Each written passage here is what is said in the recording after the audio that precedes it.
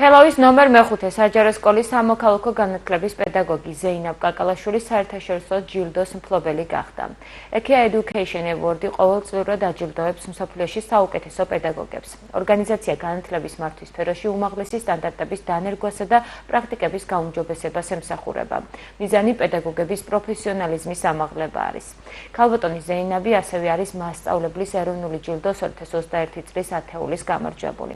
უფრო ვრცლად თუ როგორ მიაღწია წარმატება ზეინაბ კაკალაშვილი თავად მოგუყვება ქალბატონო ზეინაბ გამარჯობა მადლობა რომ მონაწილეობთ ჩვენს გადაცემაში. გილოცავთ ამ წარმატებას.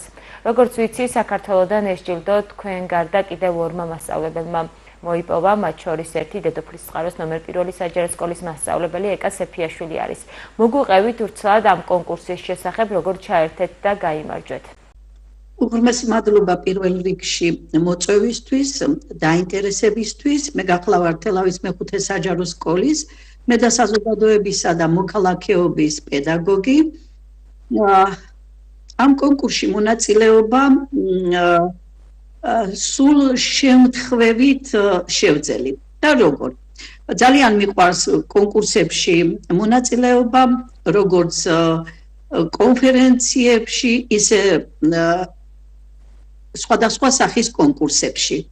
იმიტომ რომ ვთვლი რომ ეს ჩემი გაწეული საქმიანობა თუნდაც ჩემი მოსწავლისთვის საუკეთესო მისაბაძი მაგალითი ვიქნები და ის მაქსიმალურად შეძლებს რომ იზრუნოს იმაზე რომ აკეთოს საქმიანობა ისე რომ ყვალდაზე სხვადასხვა კონკურსებში მონაწილეობის სურვილი გაუჩნდეს. და მაის მოტივაციასაც უფრო მეტად ავამაღლებ ამით. გარდა იმისა, რომ კონფერენციებში ვიღებ მონაწილეობას, კონკურსებშიაც ვიღებ მონაწილეობას, როგორც საქართველოს მასშტაბით, ისე საერთაშორისო კონკურსებში. მაგრამ მინდა გითხრათ, რომ ამ კონკურსის შესახებ ნამდვილად არ ვიცოდი. და ზესტაფონის მასწავლებელმა ქალბატონმა ინგა ხარჩილავა ერთ-ერთი კონკურსზე ყოფნის დროს მთხოვა CV. თქვენი CV-ო თუ შეიძლება გამიზიაროთო. და მისი გაზიარების შემდეგ დაჟინებული თხოვნა გახდა იმისი, რომ რატომ არ მიიღებთ ამაში მონაწილეობა. არ ვიცოდი, ნამდვილად არ ვიცოდი.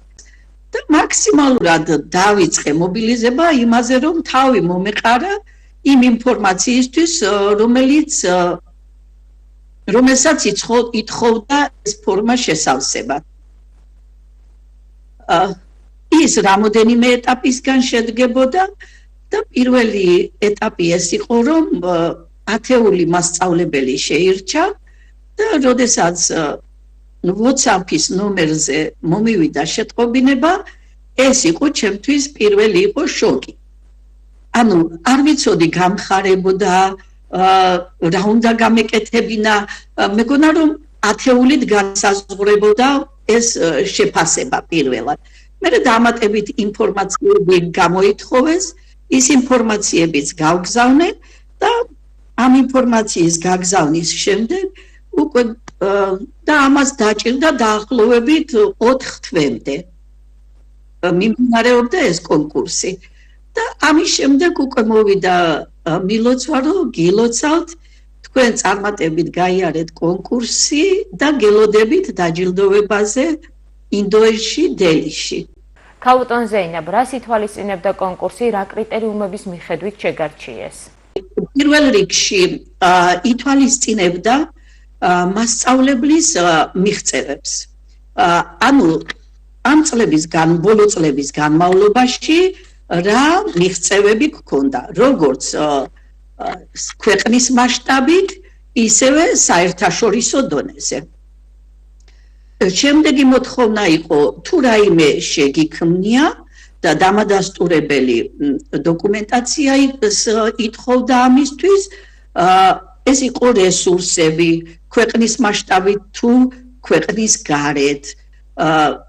გარდა ამისა, კიდევ იყო კონფერენციები ადგილობრივ და საერთაშორისო დონეზე და რომელი სახის კონფერენციებში ქონდა მიღებული მონაწილეობა და იქ ხაზგასმული იყო რომ ეს კონფერენციები კონკურსის საფუძველზე ტარდებოდა თუ მხოლოდ პირდაპირ შეგეძლო დაუშვათ კონფერენციაში მონაწილეობა და უმეტესი უფრო მიღებული უმეტესი კი არა ყველა მქონდა კონკურსის საფუძველზე მიღებული მონაწილეობა და შესაბამისად მივუთითე და ეს დოკუმენტებიც წარვადგინე.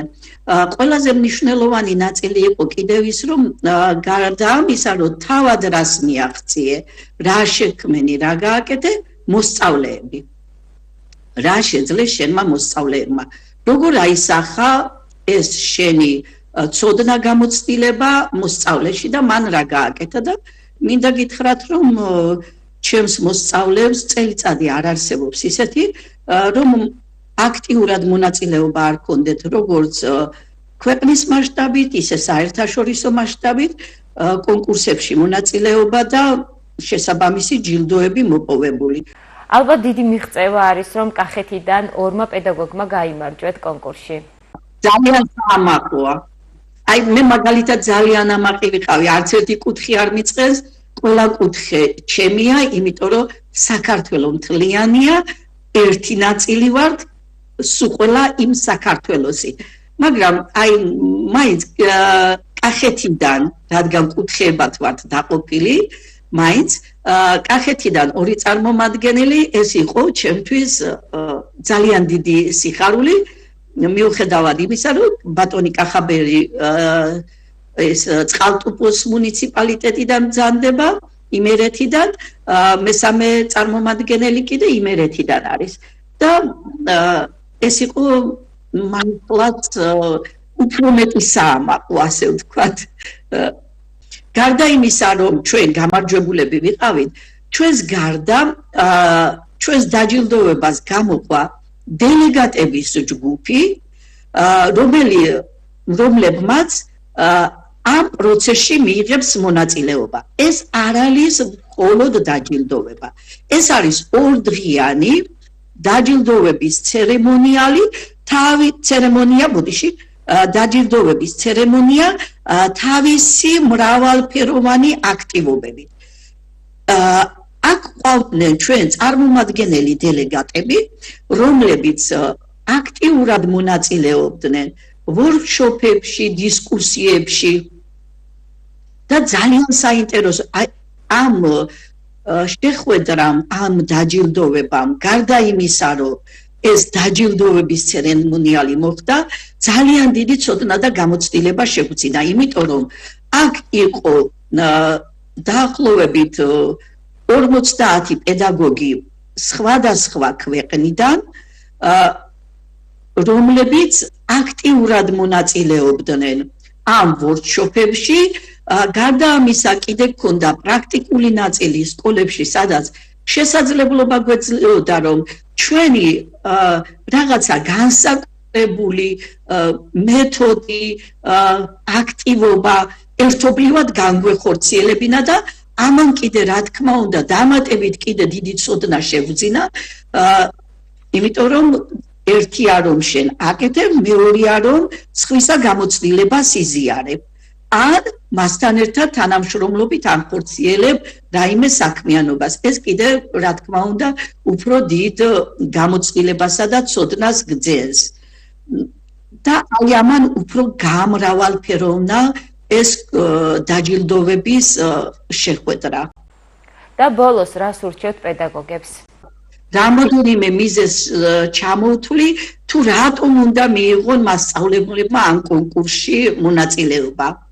პირველ რიგში ის რომ კონკურსის საშუალებას აძლევს რომ ჩვენი გაწეული შრომა პროფესიული წვლილი რაც განათლების სფეროში გაგვიკეთებია და მიგვიღია ეს მოიპოვებს გლობალურ აღიარებას ეს იქნება არამხოლოდ პიროვნული წარმატება არამედ ჩვენი ქვეყნის ჩვენი მასწავლებლების ყველა წარმატება იქნება გარდა ამისა, ეს აძლევს მასწავლებელს შესაძლებლობას, რომ ჩაერთოს გლობალური ქსელების შექმნილ ქსელებში. ანუ ეს არის კიდევ უფრო დამატებითი